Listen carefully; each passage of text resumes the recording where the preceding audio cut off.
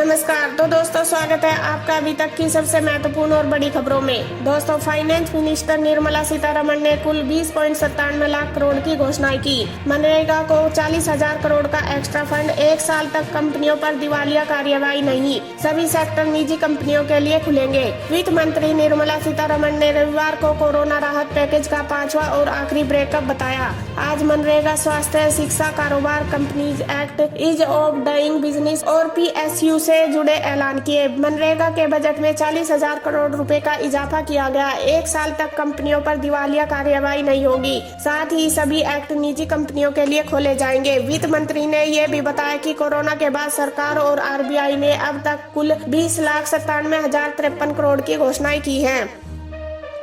महाराष्ट्र में 31 मई तक बढ़ाया गया लॉकडाउन, सरकार ने की घोषणा। देश में कोरोना वायरस के मामले तेजी से बढ़ रहे हैं। इस बीच पूरे महाराष्ट्र में 31 मई तक लॉकडाउन बढ़ा दिया गया। महाराष्ट्र सरकार ने कोरोना वायरस के प्रसार को रोकने के लिए लॉकडाउन बढ़ाने की घोषणा की। स्वास्थ्य मंत्रालय के ताजा आंकड़े के मुताबिक पिछले 24 घंटे में देश में कोरोना वायरस के 4,987 मामले सामने आए। केंद्रीय स्वास्थ्य एवं परिवार कल्याण मंत्रालय के मुताबिक देश में पिछले 24 घंटे में कोरोना वायरस के कारण 120 लोगों की मौत सामने आई। देश में अब तक संक्रमितों का आंकड़ा 90,000 को पार कर चुका है। देश में कुल 90,927 मामले सामने आ चुके हैं। वहीं 2,872 लोगों की मौत हो चुकी है। स्वास्थ्य मंत्रालय के आंकड़ों के मुताबिक देश में रविवार 17 मई सुबह 8 बजे तक कुल 90,927 मामले सामने आ चुके हैं। इनमें से 53,946 मरीजों का फिलहाल अस्पताल में इलाज चल रहा है। वहीं 34,109 मरीज डिस्चार्ज हो चुके हैं। देश में कोरोना से 2,872 लोगों की मौत हो चुकी है।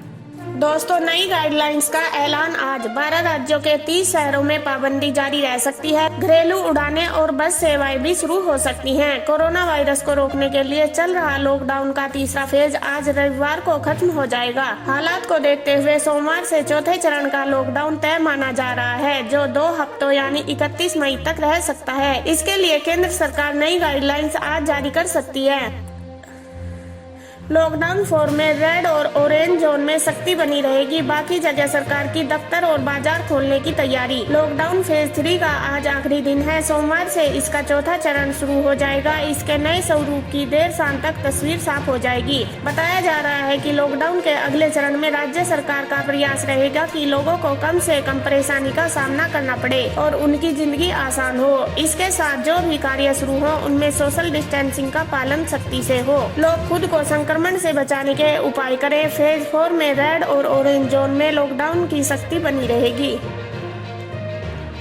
आम जरूरत के इन 6 सेक्टर में हम कितने स्वदेशी। टेलीकॉम में भारतीय कंपनियां आगे, वही मोबाइल हैंडसेट में मल्टीनेशनल कंपनियां। प्रधानमंत्री नरेंद्र मोदी ने आत्मनिर्भर भारत पर जोर दिया है। आज हमने आम आदमी के काम से जुड़े 6 प्रमुख सेक्टर में स्वदेशी कंपनियों की स्थिति जानी। टेलीकॉम और MFG जैसे सेक्टर में जहां भारतीय कंपनियां आगे हैं, वही मोबाइल हैंडसेट और कंज्यूमर ड्यूरेबल्स के क्षेत्र में मल्टीनेशनल कंपनियों का बोलबाला है।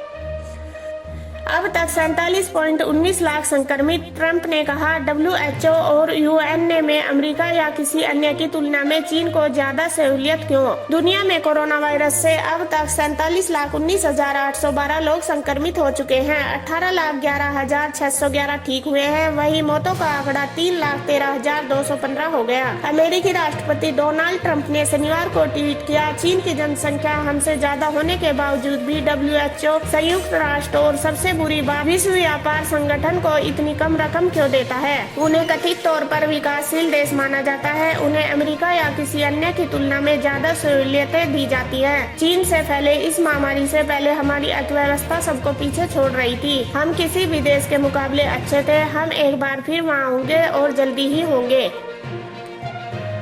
बोले अमरिंदर। पंजाब सरकार ने 17 मई के बाद सूबे में कर्फ्यू को हटाकर लॉकडाउन अगले 14 दिन यानी 31 मई तक बढ़ाने का फैसला किया। पंजाब सरकार ने 17 मई के बाद सूबे में कर्फ्यू को हटाकर लॉकडाउन अगले 14 दिन यानी 31 मई तक बढ़ाने का फैसला किया है। 18 मई से सूबे में कर्फ्यू को हटाकर लॉकडाउन लागू किया जाएगा। शुक्रवार को सोशल मीडिया पर CM कैप्टन अमरिंदर सिंह ने लोगों के सवालों के जवाब देते हुए यह जानकारी दी। CM ने कहा कि लॉकडाउन में दुकानदारों, कारोबारियों और लोगों को काफी राहत दी जाएगी ताकि उन्हें अपने काम धंधे चलाने में कोई परेशानी न आए। उन्होंने बताया कि आगे अब केवल कंटेनमेंट जोन को ही सील किया जाएगा। नॉन कंटेनमेंट जोन में दुकानें और कारोबार को खोलने की इजाजत दी जाएगी।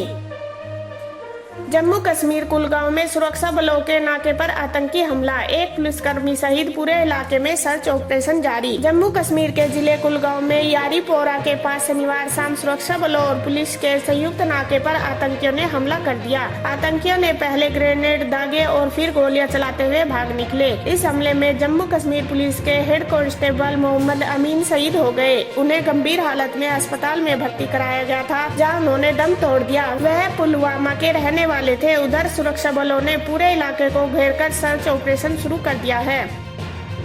राहुल गांधी दिल्ली में प्रवासी मजदूरों से मिले। मजदूर बोले, उन्होंने हमें मास्क और खाना दिया, आखिर किसी ने तो हमारी सुनी। कांग्रेस नेता राहुल गांधी ने शनिवार को दिल्ली में सुखदेव विहार फ्लाईओवर के पास प्रवासी मजदूरों से मुलाकात की। अपने घर जा रहे देवेंद्र ने बताया कि राहुल ने करीब 30 मिनट तक मजदूरों का हाल जाना, मास्क, खाना और पानी दिया। उन्होंने कार्यकर्ताओं से बोलकर गाड़ियां मंगवाई और कहा, इनसे आप सभी लोगों को घर तक पहुँचाया जाए। मां ने धोखे से कर दिया कार्तिक आर्यन को क्लीन सेव। नाराज होकर एक्टर बोले, मम्मी सही खेल गई।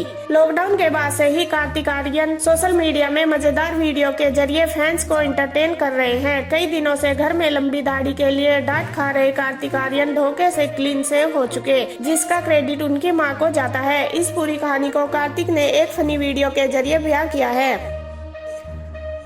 अगले कुछ घंटों में खतरनाक हो सकता है चक्रवाती तूफान एम्फान। इन राज्यों में मंडराया खतरा। बंगाल की खाड़ी में उठ रहे तूफान एम्फान कई राज्यों के लिए खतरा बन सकता है। मौसम विभाग के अनुसार इस समय देश में वेस्टर्न डिस्टर्बेंस एक्टिव है, जिसके कारण देश के पहाड़ी क्षेत्रों जैसे जम्मू कश्मीर, हिमाचल प्रदेश, उत्तराखंड के साथ ही पंजाब, हरियाणा, उत्तरी राजस्थान व पश्चिम उत्तर प्रदेश में भी मौसम विभाग बिगड़ सकता है। भारतीय मौसम विभाग के मुताबिक बंगाल की दक्षिण पूर्वी खाड़ी और पड़ोसी क्षेत्रों से उठा चक्रवाती तूफान एम्फान अगले 12 घंटे में खतरनाक रूप ले सकता है। दक्षिण पूर्वी बंगाल की खाड़ी में करीब 1000 किलोमीटर की दूरी पर अगले 12 घंटे में चक्रवाती तूफान में तेजी से वृद्धि हो सकती है। ओडिशा के तटीय इलाके और आसपास के क्षेत्र में तूफान की चेतावनी दी है। 24 घंटे में रिकॉर्ड 4987 नए मामले, 120 लोगों की मौत। भारत में कोरोना वायरस में मामले तेजी से बढ़ते जा रहे हैं। देश में पिछले 24 घंटे में रिकॉर्ड कोरोना वायरस के 4987 नए मामले सामने आए, 120 लोगों की मौत हुई। केंद्रीय स्वास्थ्य मंत्रालय के अनुसार देश में कोरोना वायरस से संक्रमित लोगों की संख्या बढ़कर 90,927 हो गई। इसमें से 34,109 लोग ठीक हो चुके हैं, जबकि अब तक कुल 2,872 लोगों की जान जा चुकी है। वही देश में कोरोना वायरस के 53,946 एक्टिव केस हैं। दिल्ली यूपी बॉर्डर पर गाजीपुर में जुटी प्रवासी मजदूरों की भीड़, पैदल जाने से रोका गया। दिल्ली यूपी बॉर्डर पर प्रवासी मजदूरों की भीड़ देखी जा रही है। गाजीपुर में बड़ी संख्या में मजदूर जुट गए हैं। मिली जानकारी के मुताबिक औरैया सड़क हादसे के बाद यूपी सरकार के उस आदेश के बाद यह भीड़ जुटी, जिसमें कहा गया है कि जो मजदूर पैदल जा रहे हैं उन्हें प्रशासन बस उपलब्ध कराएगी।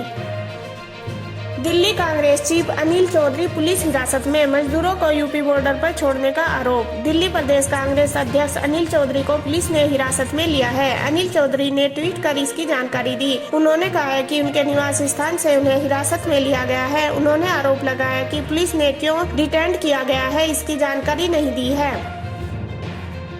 जियो ने जारी किया नए work from home plan, data को एक साथ कर पाएगा यूज, नहीं मिलेगी कॉलिंग की सुविधा।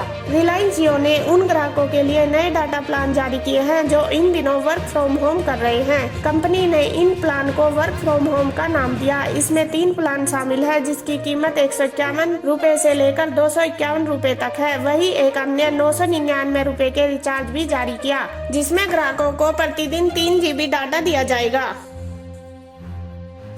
हुंडई एलेंट्रा का base S variant discontinue, update lineup में सिर्फ 3 वेरिएंट उपलब्ध, शुरुआती कीमत 18.49 लाख रुपए। हुंडई ने अपनी पॉपुलर सेडान एलेंट्रा की रिफ्रेश लाइनअप पेश कर दी है। नई लाइनअप से कंपनी ने बेस एस वेरिएंट को डिसकंटिन्यू कर दिया, यानी अब इसका प्रोडक्शन नहीं किया जाएगा। एलेंट्रा अब सिर्फ 3 variant SX manual, SX automatic और SXO ऑटोमेटिक में मिलेगी। बेस वेरिएंट हटाने के बाद इसकी शुरुआत शुरुआती कीमत 18.49 लाख रुपए हो गई। बेस एस वेरिएंट की कीमत 15.89 लाख रुपए थी। इसमें BS 62.0 लीटर पेट्रोल इंजन मिलेगा। तो ये थी अभी तक की ताज़ा खबरें। देश दुनिया की ताज़ा खबरें जानने के लिए मेरा चैनल अभी सब्सक्राइब कर ले। मिलते हैं अगली वीडियो में। सावधान रहिए, सुरक्षित रहिए और देखते रहिए वायरल हिंदी न्यूज़। धन्यवाद।